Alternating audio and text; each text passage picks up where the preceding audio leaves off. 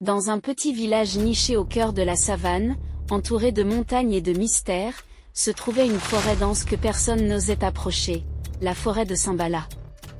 Les anciens racontaient qu'elle était le repère des esprits, un lieu où le jour et la nuit se confondaient et où quiconque osait y entrer ne revenait jamais le même. Cependant, pour Sédou, un jeune homme téméraire, les légendes étaient des histoires de vieilles personnes. Fils d'un chasseur, il était curieux de savoir ce que cette forêt cachait vraiment. Pourquoi une simple forêt pouvait-elle inspirer autant de crainte? Piqué par son envie de prouver sa bravoure, Sédou décida de faire ce que personne n'avait osé, pénétrer dans la forêt interdite. Par une nuit sans lune, Sédou quitta son village, armé d'une machette et d'une lampe à huile. Il marcha jusqu'à la lisière de la forêt. Là, il s'arrêta un instant, regardant les arbres gigantesques qui semblaient s'entrelacer comme pour former une barrière impénétrable. Les avertissements des anciens résonnaient dans son esprit. Celui qui entre dans cette forêt sans y être invité éveille les esprits. Leur colère est implacable. Mais Sédou balaya ses pensées. Il était fort, jeune, et il refusait de vivre sous la peur d'une vieille superstition. Il entra. Les premières minutes furent calmes. Les insectes bourdonnaient, et le vent siffla à travers les branches. Mais plus il avançait, plus l'atmosphère changeait. Le silence devint pesant, presque surnaturel. Même les oiseaux semblaient fuir cet endroit. Soudain, une voix grave et lointaine retentit. Qui ose troubler le sanctuaire des anciens? Sédou sursauta. Il regarda autour de lui, mais ne vit personne. Son instinct lui disait de reculer, mais son orgueil le poussa à continuer. Alors qu'il s'enfonçait davantage, Sédou trouva une clairière baignée d'une lumière étrange, presque irréelle. Au centre se tenait un grand arbre au tronc gravé de symboles inconnus. L'arbre semblait vivant, respirant presque. En s'approchant, une silhouette apparut devant lui. C'était un homme, ou du moins cela en avait l'apparence. Son visage était couvert de motifs lumineux, et ses yeux brillaient comme des braises. « Pourquoi es-tu ici, mortel ?» demanda la silhouette. Sédou, bien qu'effrayé, répondit avec audace. « Je suis Sédou, fils de Mamadou, le chasseur. Je ne crois pas aux contes de peur de mon village. Je suis ici pour voir la vérité. » L'être rit, un rire profond qui semblait faire vibrer le sol. « Tu cherches la vérité? Alors tu l'auras. Mais chaque vérité a un prix. » Sédou, toujours imprudent, répondit. « Je paierai ce qu'il faut. Je veux connaître les secrets de cette forêt. » L'être tendit une main spectrale.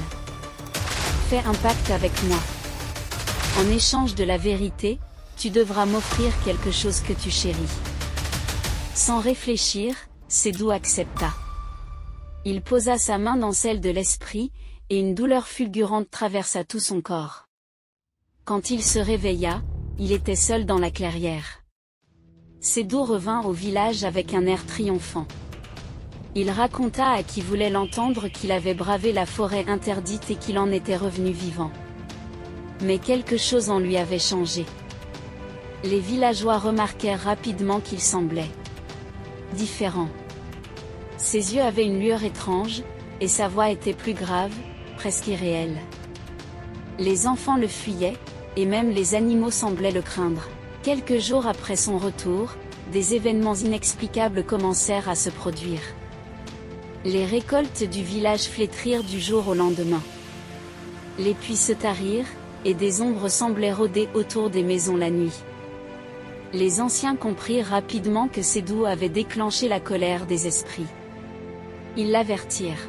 « Tu as rompu le tabou. Les esprits réclameront ce qui leur appartient. » Sédou tenta d'ignorer ces avertissements, mais sa vie devint un enfer. Il était hanté chaque nuit par des visions terrifiantes. Dans ses rêves, il voyait l'être de la clairière, qui lui rappelait sans cesse.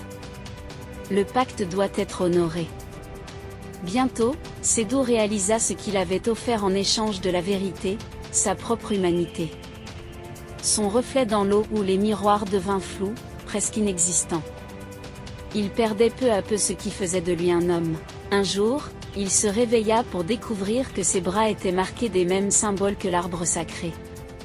Sa voix n'était plus la sienne, mais celle de l'être qui l'avait piégé. Désespéré, Sédou se rendit chez les anciens pour demander leur aide. Ils lui expliquèrent que le seul moyen de rompre le pacte était de retourner dans la forêt et d'implorer le pardon des esprits. Sédou fit ce que l'on pensait impossible, il retourna dans la forêt interdite. L'être réapparut, plus imposant que jamais.